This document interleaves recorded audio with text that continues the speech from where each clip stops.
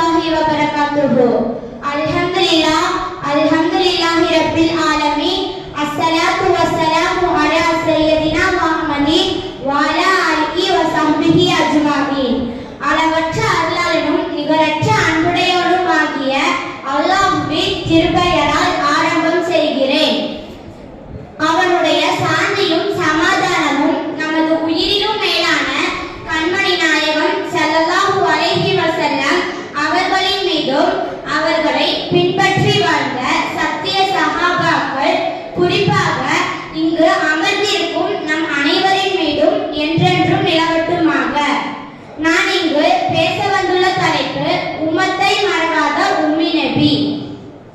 இறைவனின் பேரருள் மற்ற படைப்புகளை விட மனிதர்கள் மீது, குறிப்பாக நம் சமூகத்தின் மீது நிறைவாக சூழ்ந்திருக்கிறது.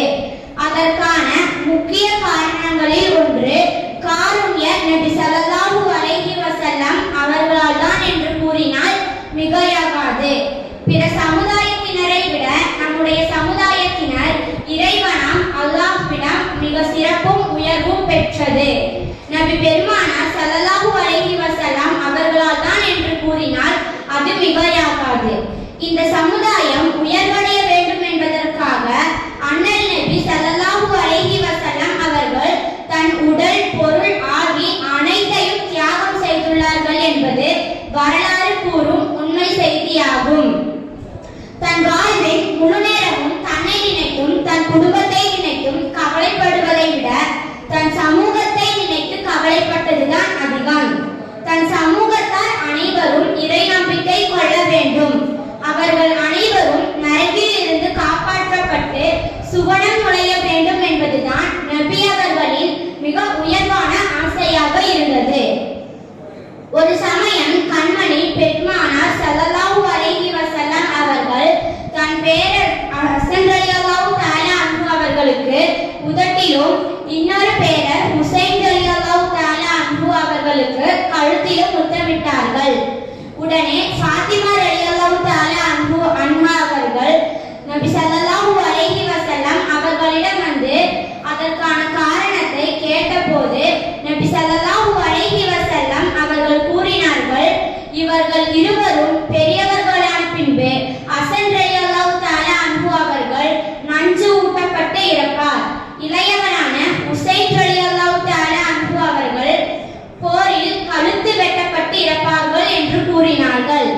இச்செய்தியை கேட்ட ஃபாத்திமா ரலியல்லாஹு தஆலா அன்ஹு அவர்கள் கண் கலங்கினார்கள்.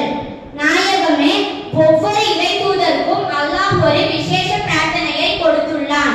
உங்களுக்கும் ஒரு விசேஷ பிரார்த்தனையை அல்லாஹ் கொடுத்துள்ளானே, இதை பயன்படுத்தி உங்கள் பேர குழந்தைகளை இக்கொடிய ஆபத்தில் இருந்து காப்பாற்ற கூடாதா என்று கேட்டார்கள். அதற்கு அண்ணலார் என்ன சொன்னார்கள் என்று தெரியுமா? எனக்கு வழங்கப்பட்ட அந்த விசேஷ பிரார்த்தனையை மறுமையில் என் சமூகத்தினரின் நலனுக்காக பயன்படுத்துவேன். அதை எனது பேர குழந்தைகளுக்காக இங்கு பயன்படுத்த முடியாது என்று கூறினார்கள்.